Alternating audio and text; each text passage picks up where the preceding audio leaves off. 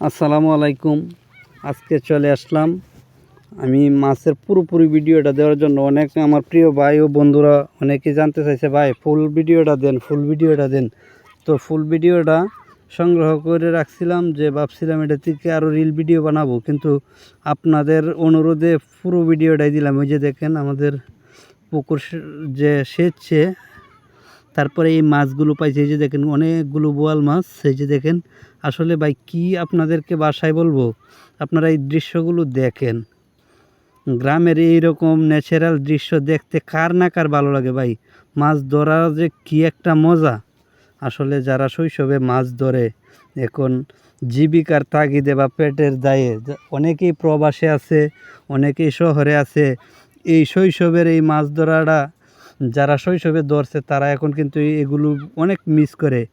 আসলে আমি কোনোদিন মাছ ধরি নাই, ভালো লাগে, হঠাৎ মাছ ধরার আগ্রহ জাগে, তাই মাঝে মধ্যে যাই। আমি এইসব বেশি একটা সেভ করতে পারি না। যে আমার বাতি যারা আছে তারা এটা খুব গুরুত্ব সহকারে তারা এই কাজটা করে থাকে, আমি তাদের সাথে আছি। আসলে শখের বসে গেছি ভিডিও বানানোর জন্য। আর যেহেতু পুকুরটা আমাদের নিজের, তো ভাবলাম এখান থেকে কিছু মাছ ধরাও হলো আর এনজয়ও হলো, আর কিছু ভিডিও করে রাখলাম যাতে ফেসবুকে আপলোড দিতে পারি। এই ভিডিওগুলো অনেকেই আমার মাঝে মধ্যে ফোন দিছে, অনেকেই বলছে, ভাই খালি শুধু মাছ একা একা খান, আমাদেরকে তো দিলেন না।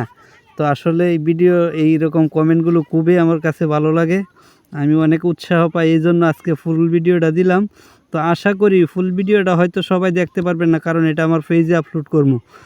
পেজে আপলোড করলে দেখা গেছে আমার পেজে কিন্তু সবাই আমার এলাকার মানুষ নাই।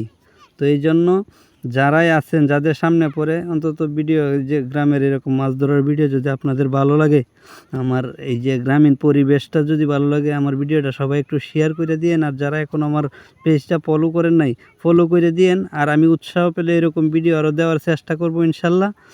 আজকের ভিডিওটা আমি আপনাদেরকে দেখানোর উদ্দেশ্যেই বানাইছি। দেখেন কতগুলো মাছ পাইছি, অনেকগুলো বোয়াল মাছ, হয়তো কাদার ভিতরে। তো ওই যে দেখেন আমি একটা বোয়াল মাছ দেখাইতেছি হাতে নিয়ে, আর অনেকগুলো বোয়াল মাছ আছে।